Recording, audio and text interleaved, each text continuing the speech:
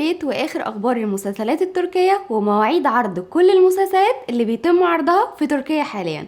واول خبر معانا بخصوص مسلسل كان يا مكان في اسطنبول، واللي خلاص اتخذوا قرار انه هيتم انهائه عند الحلقة 16، يعني كده فاضل له حلقتين للاسف بسبب انخفاض نسبة المشاهدة. اما بالنسبة لمسلسل ليلى الحياة عشق عدالة، فالمسلسل ده هيتم برضو انتهائه عند الحلقة رقم 38، واللي هيتم عرضها يوم 18 يونيو.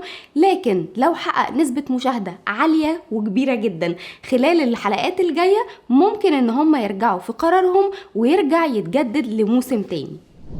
أزجي يغز هي بطلة مسلسل الفضيحة، واللي هتشارك خالد أزجر ساري البطولة. والمسلسل ده المفروض انه هيبدأ التصوير بتاعه يوم 10 يوليو وهيتم عرضه في سبتمبر. والمسلسل ده لصالح قناة ATV وهيبدأ في الموسم الشتوي الجديد. يا ترى ايه رأيكم في التناسق ما بين البطلين؟ حبيتوهم ولا لا؟ صلاح الدين بشالي اتفق خلاص على مسلسل تلفزيوني جديد، والمسلسل ده مقتبس من رواية تركية. الرواية دي كان اسمها الغيرة، وهنا اسم المسلسل هيكون اسمه الحسد. والمسلسل ده المفروض ان هو هيكون في الموسم الشتوي الجديد. وقصة المسلسل هنا بتتكلم عن الغيرة والحسد ما بين الاخوان، وهيكون انتاج شركة القمر. مسلسل القبعة السوداء واللي بدأ عرضه يوم 15/5 على منصة طبيعي، دخل ضمن قائمة أفضل مسلسلات عسكرية. وبصراحة أنا شايفة إن المسلسل يستاهل جدا، لأن هم تعبوا في الإخراج وكمان في التصوير، كان فيه جودة كبيرة جدا. حتى المعدات اللي كانوا مستخدمينها في المسلسل ده يعني تحس إن هي متعوب على كل حاجة فيه. فالحقيقة إن هو يستاهل جدا، واللي لسه ما شافوش يروح يشوفه على طول. مسلسل القلب الاسود خلاص انتهوا من تصوير اخر حلقة فيه، وبدأوا ان هم ينزلوا صور كده وحاجات وداعية للمسلسل. والمسلسل ده على فكرة لسه بيواصل نجاح خارجي، فتم بيعه لدولة تشيلي وهيبدأ ان هو يتعرض فيها قريب. اما بالنسبة لمسلسل العشق الفاخر واللي تم عرضه من كذا سنة كده، المسلسل ده هيتم عرضه قريب في دولة كرواتيا، وكمان المسلسل ده المبيعات بتاعته تجاوزت 100 دولة. وبخصوص مسلسل الأراضي الغاضبة بطولة يامور يوكسل، واللي ناس كتير جدا مستنية المسلسل ده لحد دلوقتي اتصور منه حلقتين، لكن للأسف مفيش أي قناة اشترت حقوق عرض المسلسل ده بعد ما تراجعت قناة ATV عن عرضه. فاحتمال ان يتم عرض مسلسل الأراضي الغاضبة في الموسم الشتوي الجديد، لو فضل فترة كمان مفيش حد اشترى حقوق عرضه، ممكن يتأجل للموسم الشتوي الجديد. لكن إذا حصل تغيير وتحدد قناة العرض أكيد طبعا هبلغكم بالأخبار على طول. ونيجي بقى لأهم فقرة انتوا بتطلبوها مني، والأخبار اللي انتوا حابين ان انا اتكلم عنها. وعشان كده قبل ما اقولها لكم ما تنسوش تعملوا لايك للفيديو وكمان اشتراك في القناة وتفعلوا زرار الجرس عشان يوصل لكم كل جديد بنزله.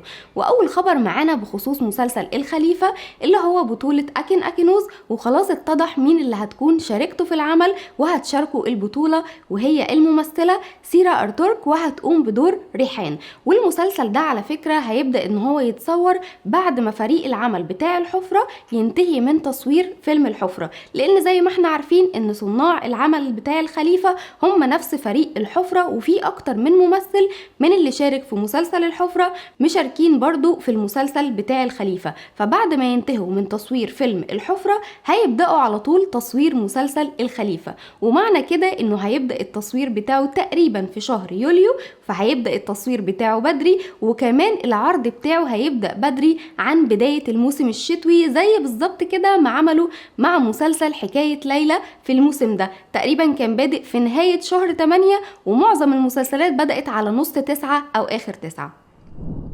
أما بخصوص مسلسل المدينة البعيدة ففي انضمام جديد فيه، وانضمت الممثلة شغلة ششمك للمسلسل، وهتبقى شريكة كايا اللي هو كان بيحب زيرين. فهي المفروض ان هي كده هتبقى حبيبته او هيحبوا بعض، لسه مش عارفين وهيعمل ايه مع زيرين. انا عن نفسي متحمسة للثنائي ده جدا، ويا ترى بقى زيرين ممكن تحب دمير؟ بصراحة انا عاجبني الكابل جدا، زيرين مع دمير، ولو كايا مع شغلة اللي هي هتقوم بدور ايبك برضو هيبقى حلو جدا. وبخصوص مسلسل حكاية ليلى، صرحت مديرة مبيعات شركة توزيع قناة ATV إن المسلسل محقق نجاح حلو جدا على المستوى المحلي وكمان على المستوى الخارجي، وإن تم الاتفاق في الأشهر السابقة إن هو هيتم عرضه في أمريكا اللاتينية وكمان هيتم عرضه في أوروبا زي أسبانيا. وبصراحة إن المسلسل ده هو لحد دلوقتي أكتر مسلسل حقق مبيعات في الموسم الشتوي الحالي.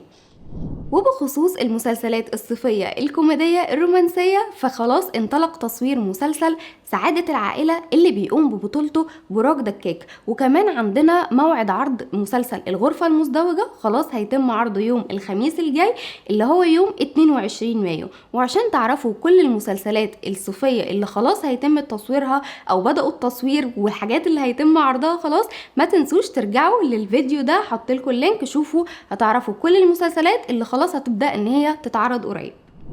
اما بخصوص مسلسل حب بلا حدود، فالممثل براك سيفنج اعلن ان هو موجود في الموسم الثالث للمسلسل بتاع حب بلا حدود، وكمان هيكون بجانب دينيس جان، وده كده كده كنا عارفين ان هو مستمر معانا في الموسم الثالث. وقال كمان ان في شخصية ثالثة هتستمر معاهم في الموسم الثالث. فتتوقعوا مين تكون الشخصية دي؟ يا ترى الرائد المجنون ولا أغز، ولا انتوا عايزين مين؟ ولا يرجعوا لنا ميراي تاني وشخصية زينب؟ عشان انا عن نفسي من اكتر الحاجات اللي اتقفلت فيها الفترة اللي فاتت او الاسبوع اللي فات ده في المسلسلات نهاية الجزء الثاني من مسلسل حب بلا حدود، ومشهد الموت بتاع ميراي يعني ما خدش حقه نهائي. الوداعية بتاعت ان هي لو فعلا كده خلاص خرجت من المسلسل ومفيش امل ان هي ترجع تاني، فالوداعية ما تستحقهاش نهائي، والنهاية ما تستحقهاش. حتى ما عملوش جنازة حتى، يعني دريز ايه يا خليل اللي انت عملته ده الواحد اتأثر بالمشهد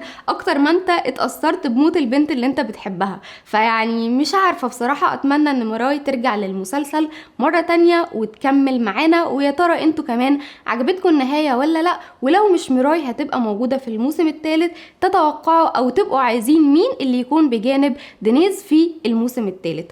وعشان تعرفوا الريت الكامل لكل مسلسلات الاسبوع ومواعيد عرض كل المسلسلات اللي بيتم عرضها في تركيا حاليا، تابعوا معايا بقية الفيديو للاخر.